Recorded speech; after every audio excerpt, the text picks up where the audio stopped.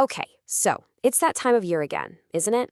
You can just feel it in the air. Fresh starts, big ambitions, and this whole idea of a new you. We all know that rush of setting a huge goal for the year. But yeah, we also know that other feeling, right? The one that creeps in a few weeks later when the excitement kind of fizzles out. Well, we're going to figure out how to break that cycle for good. So, let me ask you, are you setting a resolution this year? Maybe it's about finally getting healthy, learning a new skill, or getting your finances in order. Whatever it is, you're definitely not alone. But if you've tried and failed before, what we're about to go through might just be the aha moment you've been looking for. Because here's the tough truth. A whopping 80% of New Year's resolutions are totally abandoned by February. 80%. Now, if that number rings a bell, if you've ever been part of that statistic, I need you to hear this loud and clear. The problem isn't you. It's not that you lack willpower or that you failed. It's that you've been handed the wrong playbook this whole time. So today, we're going to tear up those old, broken rules, and we're going to build a brand new playbook from scratch, one that's actually designed to win. So, let's dive in. Part 1 is all about building the foundation. See, before you even start thinking about the how, you have to get the what and the why exactly right.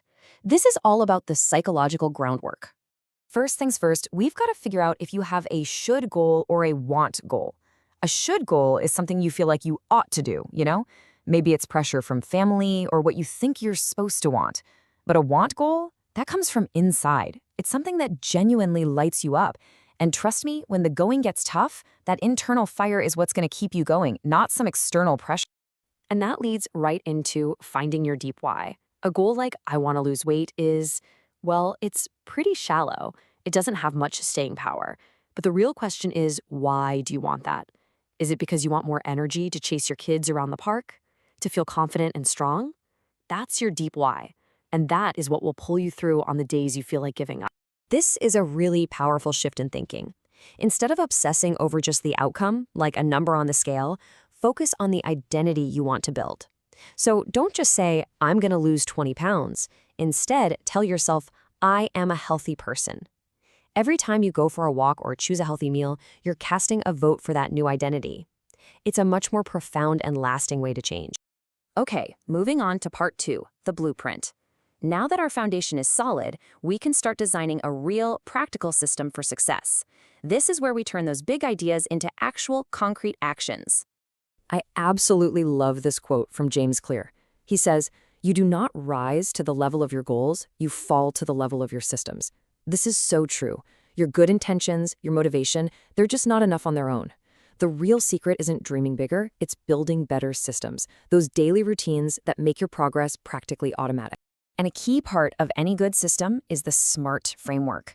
This is how you stop wishful thinking and start creating a real mission. A vague wish is, I want to get fit. A SMART goal is, I will walk for 30 minutes 3 times a week for the next month to improve my heart health. See the difference? One is a dream, the other is a plan. You know exactly what you need to. But look, even a SMART goal can feel huge and scary. The fix? You have to start small. I mean, ridiculously small. Make the first step so easy that it's impossible to say no. Your goal isn't to run a marathon on day 1. Your goal is just to put on your running shoes and walk out the door for 5 minutes. That's it. You're building momentum, one tiny, successful day at a time. Let's face it, life is going to get in the way. It's guaranteed. So the smartest thing you can do is plan for it with if-then planning. You think about the obstacles before they happen and decide exactly what you're going to do. If I'm too tired after work, then I'll do a 10-minute walk at lunch instead. You're taking willpower out of the equation and making the right choice the easy choice. All right, time for our final section, part 3, the journey. You've got your foundation, you've got your blueprint. So how do you actually handle the long road ahead and make sure these new habits actually stick for good? So here's your toolkit for the long haul. First, you have to track your progress.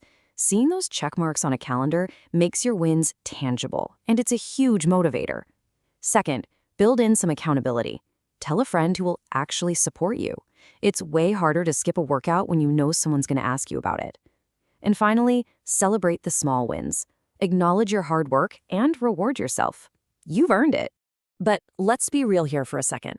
This journey is never a perfect straight line. You're going to have bad days. Setbacks aren't just a possibility, they're an inevitability. So what do you do when you mess up?